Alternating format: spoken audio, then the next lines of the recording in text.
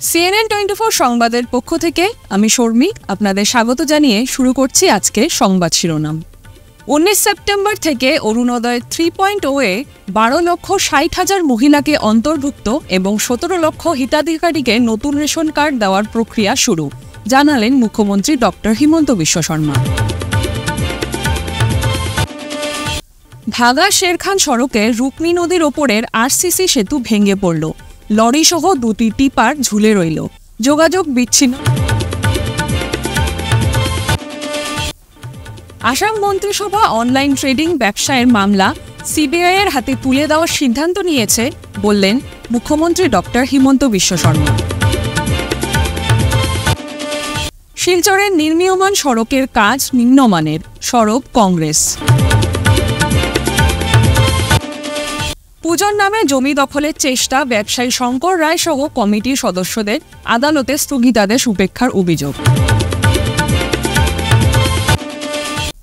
এখন আসছি বিস্তারিত সংবাদে। রাজ্যবাসীর জন্য খুশির খবর শোনালেন মুখ্যমন্ত্রী ডক্টর হিমন্ত বিশ্ব শর্মা। আগামী 19 সেপ্টেম্বরের দিন অসমের প্রেক্ষাপটে পুনরায় একটি উল্লেখযোগ্য দিন হিসাবে পরিগণিত হবে। শনিবার এক সাংবাদিক বৈঠকে মুখ্যমন্ত্রী ডক্টর হিমন্ত বিশ্ব শর্মা একথা জানিয়েছেন। মাহৰ 19 তাৰিখে আমি চৰকাৰৰ দুটা ফ্লেগশ্বিপ স্কিম আৰম্ভ কৰিম। অসমৰ 126টা সমষ্টিতে একোটা অনুষ্ঠান হ'ব আৰু গুৱাহাটীত ৰাজ্য চৰকাৰে সাংবাদিক মেলৰ জৰিয়তে এই আঁচনি দুখন মুকলি কৰিব। ওই দিন দুটো প্রকল্পের সূচনা করা হবে। অরুণোদয় 3.0 এর অধীনে 126টা বিধানসভা সমষ্টিতে 12,60,000 নতুন হিতাধিকারীকে অন্তর্ভুক্তিকরণ এবং 17 লক্ষ হিতাধিকারীকে নতুন রেশন কার্ড প্রদানের প্রক্রিয়া শুরু হবে বলে জানিয়েছেন তিনি। প্রথম হল 12,60,000 অরুণোদয় নতুন হিতাধিকারী, অর্থাৎ প্রতিটো সমষ্টিটোৰ আয়তন হিচাপত কৰবাত 500 বেছি, কৰবাত 500 কম, অলমোস্ট 10,000 কৰি আমি নতুন হিতাধিকাৰীক সংলগ্ন কৰিম। আৰু পুৰণি হিতাধিকাৰী সকলৰো তেওঁলোকে যি পাই আছে সুবিধা, তাত এটা নতুনকৈ ৰিভিউ বা সমীক্ষা হ'ব। এই গোটেই কাৰ্যসূচীটো আমি 19 ছেপ্টেম্বৰত আৰম্ভ কৰিম আৰু আমি 10 জানুৱাৰীৰ ভিতৰত প্ৰপত্ৰ লোৱা, প্ৰপত্ৰ সিলেক্ট কৰা, ফাৰ্ষ্ট ইনষ্টলমেণ্ট আমি যাতে 10 জানুৱাৰীত দিব পাৰোঁ, সেই ধৰণে অৰুণোদয় 3.0 আমি 19 তাৰিখে সূচনা কৰিম বা আমি আৰম্ভ কৰিম। দ্বিতীয়তে আমি অহা 19 তাৰিখৰ পৰা 17 লাখ নতুন লোকক আমি ৰেচন কাৰ্ড দিম, কাৰণ এইবাৰ অৰুণোদয় পাবৰ কাৰণে ৰেচন কাৰ্ড অতিকে জৰুৰী। ৰেচন কাৰ্ড নহ'লে অৰুণোদয় নাপাব। গতিকে বহুত ব্যক্তিয়ে হয়তো ভাবিব মই দুখীয়া, মই অৰুণোদয় পাব লাগে, ৰেচন কাৰ্ডখন নোপোৱাৰ কাৰণে তেওঁ অৰুণোদয় নাপাব। সেইকাৰণে আমি 17 লাখ পৰিয়ালক, 17 লাখ ব্যক্তিক আমি নতুনকৈ ৰেচন কাৰ্ড দিবৰ কাৰণে সিদ্ধান্ত লৈছোঁ। এই আঁচনিখনো আমি 19 তাৰিখে আৰম্ভ কৰিম। ভয়াবহ দুর্ঘটনা, বরাত জোরে প্রাণে বাঁচলেন 3টি গাড়ি চালক, সহচালক সহ পথচারী মানুষ। ঘটনাটি ঘটেছে শুক্রবার রাত 8টা নাগাদ। প্রত্যক্ষদর্শীদের বয়ান মতে ভাগা শেরখান সড়কের 0 পয়েন্টে রুকনি নদীর উপরে থাকা আরসিসি ব্রিজের শেষ প্রান্তে দাঁড় করিয়ে রাখা ছিল NZ01Z3734 নম্বরের সিমেন্ট বোঝাই 12 চাকার লরিটি। রাত 8টা নাগাদ দুইটি পাথর বোঝাই ওভারলোড ডাম্পার গাড়ি ব্রিজটি পার হতে গিয়ে ঘটে যায় অঘটন। ব্রিজের শেষ প্রান্তে, অর্থাৎ যেখানে সিমেন্ট বোঝাই লরি দাঁড় করিয়ে রাখা ছিল, সেখানে ডাম্পার গাড়িগুলি পৌঁছানোর পর ব্রিজের মধ্যভাগের জয়েন্ট থেকে শেষ অংশ নিচের দিকে ধসে পড়ে। ভাগা শেরখান সড়কের আরসিসি ব্রিজ ভেঙে পড়ায় এই মুহূর্তে বহির্জগতের সঙ্গে যোগাযোগ বিচ্ছিন্ন হয়ে পড়েছেন কয়েকটি গ্রামের লক্ষাধিক মানুষ।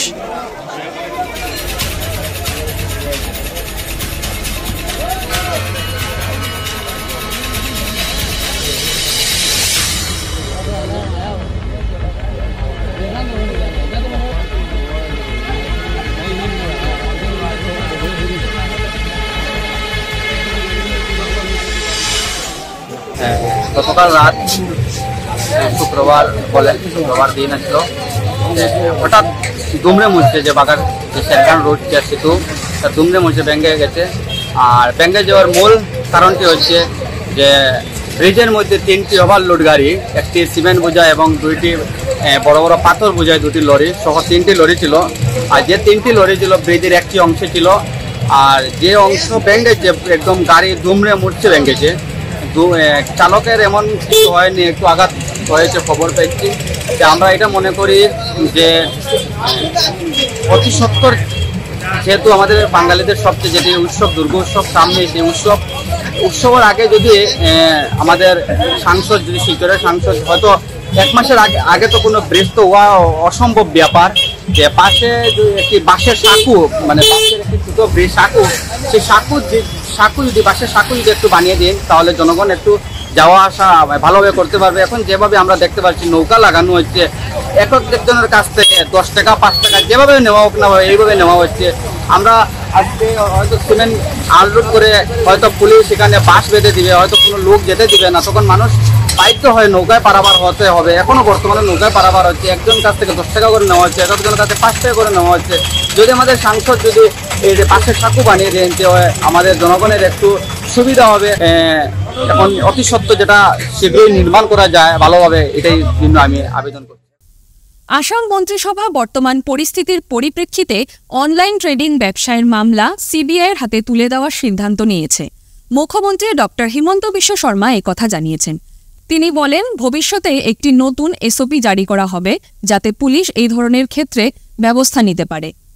আসাম মন্ত্রিসভা প্রতারণামূলক স্টক মার্কেট কেলেঙ্কারি সংক্রান্ত মামলাগুলি সিবিআইয়ের হাতে তুলে দেওয়ার সিদ্ধান্ত নিয়েছে। স্টক ট্ৰেডিঙৰ নামত যেটো ফ্ৰডুলেণ্ট ট্ৰেনজেকশ্যন হৈছে আৰু বিভিন্ন মানুহৰ টকা পইচা অনৈতিকভাৱে ডিপজিটৰ নামত লৈ তেওঁলোকে নিজৰ ব্যক্তিগত স্বাৰ্থত ব্যৱহাৰ কৰিছে, তেনেকুৱা 32টা গোচৰ চিবিআইক দিবৰ কাৰণে সিদ্ধান্ত গ্ৰহণ কৰিছে।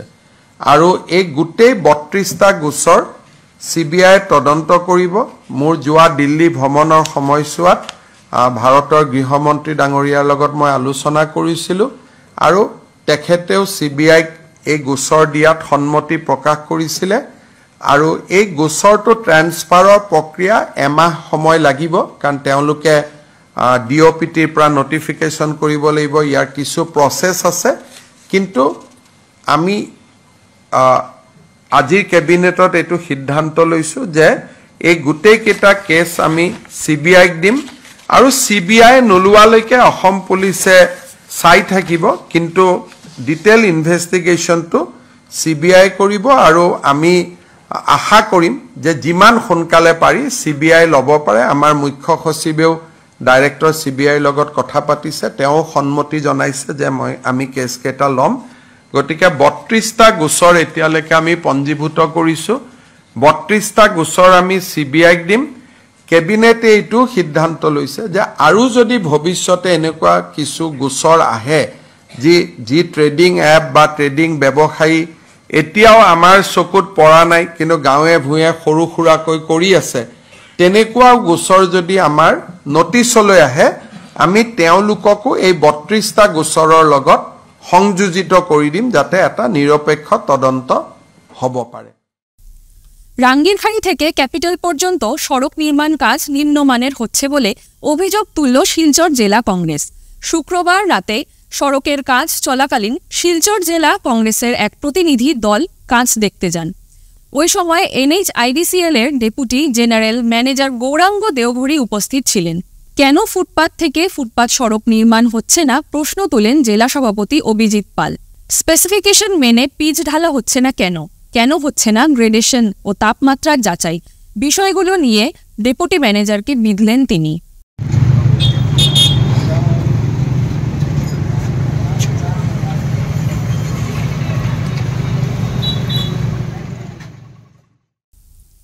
উনিশশো সালে কেনা জমির উপর দুর্গাপূজার আয়োজন করে সেই জমি দখলের চেষ্টা করছেন উদারবন্দের ব্যবসায়ী শঙ্কর রায় সহ পুজো কমিটির সদস্যরা। এমনটাই অভিযোগ শিলচরের নিয়ন রোডের বাসিন্দা বিশ্বদীপ ঘোষ এবং তার পরিবারের সদস্যদের। বিশ্বদীপ গত বছর এর বিরুদ্ধে আদালতের দ্বারস্থ হয়েছিলেন এবং আদালত ওই জমিতে পুজো আয়োজন করতে স্থগিতাদেশ দিয়েছিল। তবুও কমিটির সদস্যরা এবার পুজো আয়োজন করছেন এবং বিশ্বদীপ ফের আদালতের দ্বারস্থ হয়েছেন। আইনজীবী সৌমেন চৌধুরী জানিয়েছেন, এ মাসের প্রথম সপ্তাহে আদালত পুলিশকে বিষয়টি তদন্তের নির্দেশ দিয়েছে এবং 1 মাসের মধ্যে রিপোর্ট জমা দিতে বলা হয়েছে। তবে আদালতের নির্দেশকে বুড়ো আঙ্গুল দেখিয়ে কমিটির সদস্যরা ওই জমিতে প্যান্ডেল বানাতে শুরু করেছেন। আমি সৌমেন চৌধুরী, আইনজীবী। আমার সঙ্গে বসে আছেন বিশ্বদীপ ঘোষ। উনি শিলচর নিয়ন রোডের বাসিন্দা। আমরা যে ঘটনাটা আপনাদের মাধ্যমে সবার দৃষ্টি আকর্ষণ করতে চাইছি, উদারবন টাউনের যদি দেখা যায়, উদারবন সিভিল হসপিটালের পাশে, ঠিক পাশে পরগনা উদারবন মৌজা দুর্গানগর পঞ্চম খণ্ড, সেইখানে দ্বিতীয় রিজরিকা 119 নম্বর পাট্টার 891 দাগে 11 কাঠা 2 ছটাক জমি আজকে না, দেখা যায় যে 1987-এ রেজিস্টার্ড দলিলে ক্রয় করিয়া উনি আছেন, সেই জায়গাটা দখলে আছে। বিগত 2018 ইংরাজি তারিখে সেই সিভিল হসপিটালের আশেপাশের বাসিন্দারা উনাকে রিকোয়েস্ট করেন যে এই জমিটাতে উনারা একটা ভালো করে দুর্গা পূজা করবেন। বাঙালি হিন্দু হিসাবে উনিও শেষে তাতে রাজি হয়ে যান এবং 18, 19, 20, 21 উনারা পূজা করেন। সেইভাবে 2023-এ দেখা যায় জুন মাসে উনারা এক ব্যানার লাগিয়ে দিয়েছেন এবং ফেন্সিং এর কাজ করছেন। তাই বিশ্বদীপ ওটার আপত্তি করেন। শঙ্কর রায় জানতে পারি যে উদারবন্দের বাসিন্দা। তো তখন বোঝা যায় যে ওনাদের ইন্টেনশনটা কি, অভিপ্রায়টা কি। অভিপ্রায়টা হলো দুর্গাপূজার মাধ্যমে জমি দখল করে নেওয়া। এই জিনিসটা পুরো সেই মিটিং এ ক্লিয়ার হয়। তারপরে কিছুদিন পরে বিশ্বদীপ একটা মোকদ্দমা করেন এই ভূমি সম্পর্কে, একটা ইনজাংশন অর্থাৎ স্থগিতাদেশের অর্ডার দেন এবং এটাতে পুরোপুরি লেখা আছে যে এই দুর্গাপূজা কমিটি এবং এদের যে 1 থেকে 10 নাম্বার যারা আছে, ওরা কোনোভাবেই উনার জমিতে ঢুকতে পারবে না এবং কোনোভাবেই উনার যে এই জমির উপরে, উনাদের যে এই জমির উপরে অধিকার আছে সেটা কোনোভাবেই হস্তক্ষেপ করতে পারবে। শুধু এটাই বলে জানিয়ে দেওয়া হয়েছিল এবার থেকে আপনারা পূজা করবেন। কিন্তু দেখা গেল 2024-এ আবার উনারা পূজার প্রস্তুতি নিচ্ছেন সেই জমিতে, যে জমিতে আদালত স্থগিতাদেশ দিয়ে রেখেছে। দেখুন, এটা বলতে পারি দুর্গাপূজা আমাদের সবচেয়ে বড় উৎসব, কিন্তু সেটা কোনো প্রক্রিয়া হওয়া উচিত নয় যে যার মাধ্যমে এই ধরনের, এই যে 10 জনের নাম বললাম, এদের মতো জমির দালালরা যাতে অন্যের জমি হড়প করে নেয়। আমাদের মুখ্যমন্ত্রীকে অনুরোধ করব, আপনি তো নিজে এটাতে পার্টিসিপেট করবেন না, উল্টো আপনি প্রশাসনকে বলে দিন যে আইন অনুযায়ী, অর্গানাইজড ক্রাইমের আইন অনুযায়ী এদের বিরুদ্ধে প্রকৃত ব্যবস্থা নিতে। সঙ্গে আমি আমাদের জেলা উপায়ুক্ত এবং পুলিশ সুপারকে অনুরোধ করব যে আপনারা 111 বিএনএস 111 ধারা অনুযায়ী আপনারা এই 10 জন ব্যক্তির বিরুদ্ধে আপনারা মামলা রুজু করুন এবং ব্যবস্থা গ্রহণ করুন যাতে এই ধরনের অর্গানাইজড ক্রাইম থেকে মানুষ মুক্তি পেতে পারে। আগামীকাল 3য় স্তরের চাকরির জন্য আসা পরীক্ষার্থীদের সুবিধার্থে শিলচরে ট্রাফিক ব্যবস্থা নিয়ে পুলিশ সুপারের সাংবাদিক সম্মেলন। কালিলৈ পুৱাৰে পৰা অসমৰ 4ৰ্থ শ্ৰেণী আৰু 3য় শ্ৰেণীৰ পদৰ কাৰণে পৰীক্ষা অনুষ্ঠিত হ'ব। গোটেই সমগ্ৰ অসমতে হ'ব আৰু তাৰ লগতে আমাৰ কাছাৰ জিলাত 75,000 কেণ্ডিডেট ইয়াত মানে পৰীক্ষাত অৱতীৰ্ণ হ'ব। গতিকে এই বৃহৎ সংখ্যক যি পৰীক্ষাৰ্থী আমাৰ ইয়াত উপস্থিত হ'ব, তেওঁলোকৰ কাৰণে আপোনালোকে জানে যে 2খনকৈ ট্ৰেইনৰ ব্যৱস্থা কৰা হৈছে। হাইলাকান্দিৰ পৰা 2খন ট্ৰেইন আৰু কৰিমগঞ্জৰ পৰা 2খন ট্ৰেইনৰ স্পেচিয়েল ট্ৰেইনৰ ব্যৱস্থা কৰা হৈছে যাতে পৰীক্ষাৰ্থীসকলে সুবিধাৰ কাৰণে তেওঁলোকে সময়মতে যাতে পৰীক্ষাত আহি অৱতীৰ্ণ হ'ব পাৰে তাৰ কাৰণে এই ব্যৱস্থা কৰা হৈছে। আৰু ইয়াৰ লগতে 157টা চেণ্টাৰত আমাৰ এই পৰীক্ষা অনুষ্ঠিত হ'ব আৰু সকলো পৰীক্ষা চেণ্টাৰতে যিটো নিৰাপত্তাজনিত দিশ আছে আমি চোৱা চিতা কৰিছোঁ আৰু প্ৰতিটো পৰীক্ষা কেন্দ্ৰতে 6জনকৈ পুলিচ কৰ্মী তাত নিয়োজিত কৰা হৈছে, তাৰ লগতে এজন অফিচাৰো দিয়া হৈছে। গতিকে তেওঁলোকক যিটো ফিক্সিং কৰিবলগীয়া আছে আৰু তেওঁলোকক যি আইন শৃংখলাজনিত দিশ চোৱা চিতা কৰিবৰ কাৰণে আমাৰ আৰক্ষী বন্দোবস্তি কৰা হৈছে আৰু যাতে সকলো পৰীক্ষাৰ্থীয়ে শান্তিপূৰ্ণভাৱে তেওঁলোকে পৰীক্ষাটো দিব পাৰে আৰু তাত যাতে কোনো অসুবিধা নহয় তাৰ কাৰণে আমি সকলো ব্যৱস্থা গ্ৰহণ কৰিছোঁ। তাৰ লগতে এটা সমগ্ৰ টাউনটোৰ লগতে জিলাখনত এটা ট্ৰেফিকৰ যান বাহনৰ আমি এটা নিয়ন্ত্ৰণ কৰিবৰ কাৰণে এটা বিশেষ ব্যৱস্থা আমি গ্ৰহণ কৰিছোঁ আৰু সেই বিশেষ ব্যৱস্থাটো আপোনাৰ মাধ্যমৰ জৰিয়তে আমি ৰাইজৰ মাজত সেইটো প্ৰচাৰ কৰি দিব বিচাৰিছোঁ যাতে তেওঁলোকক যিসকল পৰীক্ষাৰ্থী ইয়াত আহিব আৰু তেওঁলোকৰ অভিভাৱকো যিসকল ইয়াত আহিব তেওঁলোকক যাতে ইয়াত অহা যোৱাত আৰু পৰীক্ষা কেন্দ্ৰলৈ যাওঁতে যাতে কোনো অসুবিধা নহয়, পাৰ্কিঙৰ ব্যৱস্থা গাড়ী ৰাখিবৰ কাৰণে যাতে তেওঁলোকে সকলো কথা গম পায় তার কারণে আমি এই সকলো ব্যবস্থা আমি গ্রহণ করেছি। ফিরছি একটি বিরতির পর। শিলচরবাসীদের জন্য সুখবর, এসে গেছে ভিভা ফুড কোর্ট, শিলচরের এই মুহূর্তের অন্যতম আকর্ষণ, যেখানে একই ছাদের তলায় আপনি পেয়ে যাবেন বিভিন্ন ধরনের মিষ্টি, রকমারি স্ন্যাক্স, থাকছে রুফটপ ক্যাফে, একই অঙ্গে এত কিছু। পিওর ভেজ এই ফুড কোর্টে আপনার আপনজনকে নিয়ে একটি সন্ধে কাটিয়ে যান। কথা দিচ্ছি আপনাকে আবারও আসতে হবে ভিভা ফুড কোর্টে। যোগাযোগ 9395935558 এই নাম্বারে। আপনাকে জানাই সাদর আমন্ত্রণ। ফিরে এলাম বিরতির পর। কাছাড়ে 15 সেপ্টেম্বর লাউডস্পিকার ব্যবহার বা কোনো ধরনের শব্দ পরিবর্ধন করা যাবে না। কাছাড়ের অতিরিক্ত জেলা ম্যাজিস্ট্রেট এক নির্দেশে জানিয়েছেন যে Assam direct recruitment examination 15 September অনুষ্ঠিত হতে চলেছে। এরই পরিপ্রেক্ষিতে নির্দেশ দেওয়া হয়েছে যে 15 সেপ্টেম্বর দুপুর 1:30টা পর্যন্ত জেলার মধ্যে কোনো লাউডস্পিকার ব্যবহার বা কোনো ধরনের শব্দ পরিবর্ধন করা হবে না। জনসাধারণের শান্তি বজায় রাখা এবং পরীক্ষা কেন্দ্রের আশেপাশে বিশৃঙ্খলা কমানোর স্বার্থে এই আদেশ জারি করা হয়েছে। এছাড়া অসম সরকার আসাম ডাইরেক্ট রিক্রুটমেন্ট এক্সামিনেশন পরীক্ষা সুষ্ঠুভাবে সম্পন্ন করার জন্য সরকার কর্তৃক আগামীকাল সকাল 10টা থেকে দুপুর 1:30টা পর্যন্ত সারা রাজ্যে মোবাইল ইন্টারনেট পরিষেবা বন্ধ রাখার সিদ্ধান্ত নিয়েছে। আসাম ডাইরেক্ট রিক্রুটমেন্টের বিপুল সংখ্যক পরীক্ষার্থী তাদের নিজ নিজ পরীক্ষা কেন্দ্রে আসা যাওয়ার সময় যানজটের যাতে সৃষ্টি না হয় এর জন্য কাছাড় জেলার সমস্ত বাজার হাট সকাল 11টা পর্যন্ত বন্ধ রাখতে হবে। এছাড়া ওই আদেশে আরো জানিয়েছেন যে একান্ত প্রয়োজন না হলে কোনো ব্যক্তি যেন ওই দিন বাড়ির মধ্যেই অবস্থান করেন।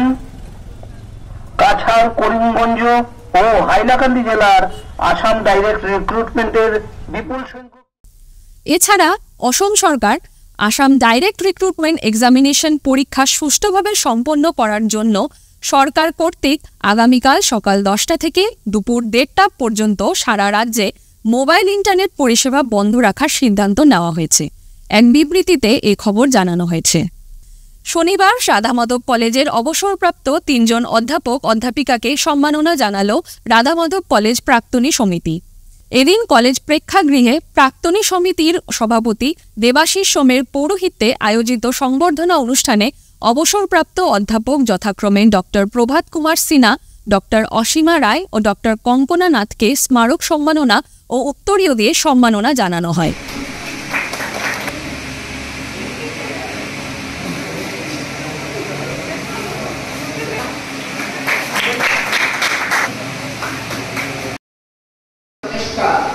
অ্যালুমিনি অ্যাসোসিয়েশন করেছে তার জন্য অ্যালুমিনি কর্মকর্তা সক্রিয় সদস্য আমার প্রিয় ছাত্রছাত্রী তাদেরকে প্রথমে আমি ধন্যবাদ জানাচ্ছি।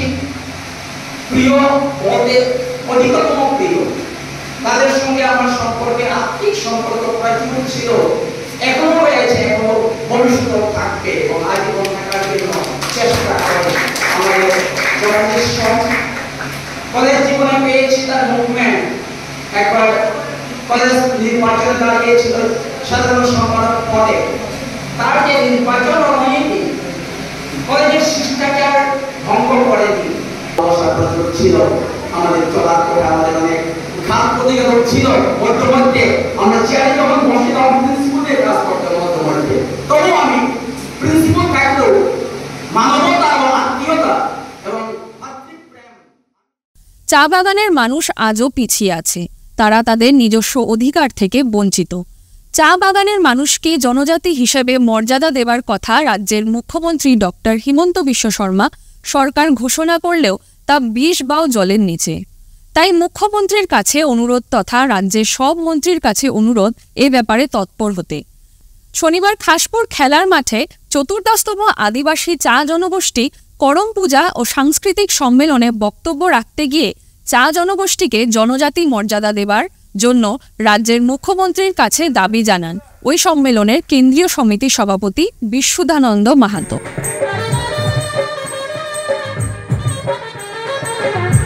শ্রদ্ধা করছে, যারা আমরা ধর্মীয় ইতিহাসকে মেনে চলছি, আজকে আমরা এইভাবেই তাকে পালন করে চলেছি।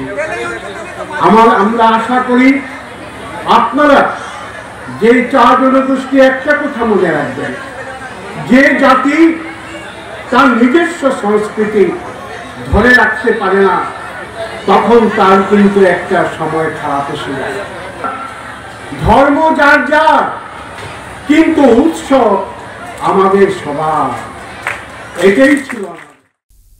লায়ন্স ক্লাব উধারবন্দের ব্যবস্থাপনায় শনিবার উধারবন্দ বাজার থেকে বাসস্ট্যান্ড পর্যন্ত সাফাই অভিযান কর্মসূচি পালন করা হয়। সমস্ত আবর্জনা জেসিবি দিয়ে পরিষ্কার করে বড় গাড়ি দিয়ে নিয়ে অন্যত্র ফেলানো হয়। অভিযানে উপস্থিত ছিলেন সভাপতি বিপ্লব চক্রবর্তী সহ সভাপতি বাবলু দাস ও নিজামুদ্দিন চৌধুরী।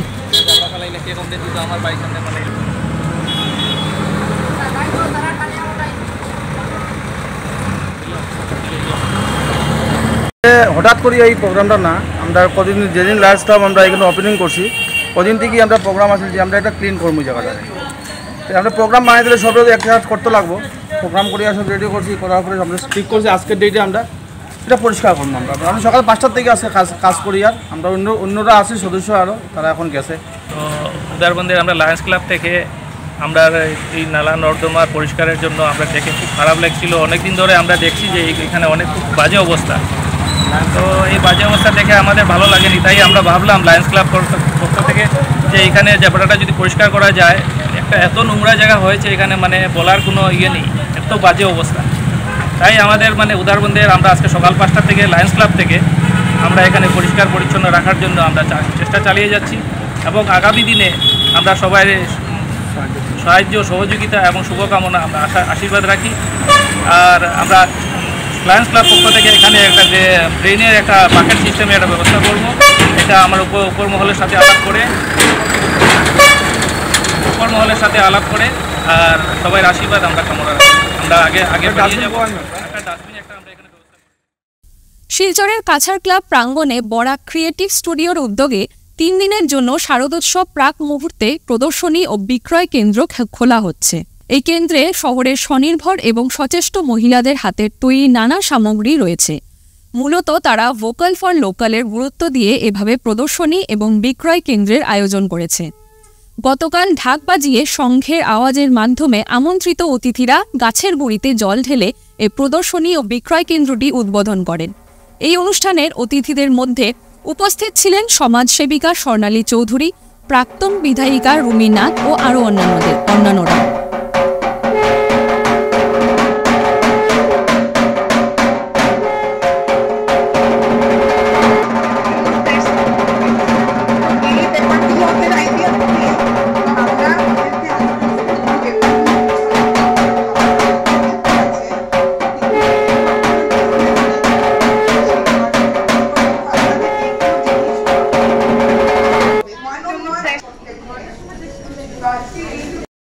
উপস্থিত আমরা এখানে সম্মানিত ব্যক্তিবর্গেরা, উপস্থিত বোনেরা দিদিরা সব এই স্টেটেরই, এই যে উপস্থিত সাংবাদিক বন্ধুরা, এমনি কিছু খোয়ার নাই, আপনারা সেল বালা হইতে আর বাড়ি খালি আলু ভাজা বানাইলে হইতো না, সবই বিজনেস করে। হয়তো আমি গাড়ি বেচি, আপনারা শাড়ি বেচ রাখেন, চুড়িদার বেচ রাখেন, বাট পয়েন্ট উদ্দেশ্য একটাই যে আমরা কিভাবে স্বাবলম্বী হইতে পারি, কতটুকু আর হাজবেন্ডের উপরে আর বাবার উপরে আর ভাই বোনের উপরে আমরা ডিপেন্ড হইতে পারবো। বারবার তো আর হাত ফাটাইতে পারতাম না, এখানে সোনালী আন্টি ওয়াশিংটন আন্টি দিকে ভালো লাগছে, she is establish business women, বাকি যারা আছেন বানিও আছে, কেউ ফুডের করে কেউ আলটিমেটলি সেম বিজনেস এঙ্গেজ হলে মাথাও ঠিক থাকবো। আর নাইলে সারাদিন খালি টিকটক আর তো এটা ট্রলিং করিয়া তো সময় এক টাকা পাইতে না, বিজনেসও মন্দও বলা করিয়া আর বিজনেস করো। আমি একজন কাস্টমার, আজকে কিনতাম না, রবিবারে কিছু কেনাকাটা করি। আপনারা একজন দুর্গা এবং এটা আপনারা সাকসেসফুল হোক এবং আপনারা পরিবার সমেত সবাই আমার সন্তুষ্ট থেকে শুভেচ্ছা ধন্যবাদ জানিয়ে বক্তব্য শেষ। এখন আসছি খেলার খবরে। আজ শিলচর SM দেব স্টেডিয়ামে পিজি গ্রুপের উদ্যোগে Prafulla Chandra Banik memorial super division league cum knockout prize money football চ্যাম্পিয়নশিপে ইন্ডিয়া ক্লাবের সাথে টাউন ক্লাবের খেলা হয়। এই খেলাতে 4-0 গোলে টাউন ক্লাবকে হারিয়ে ইন্ডিয়া ক্লাব জয়ী হয়।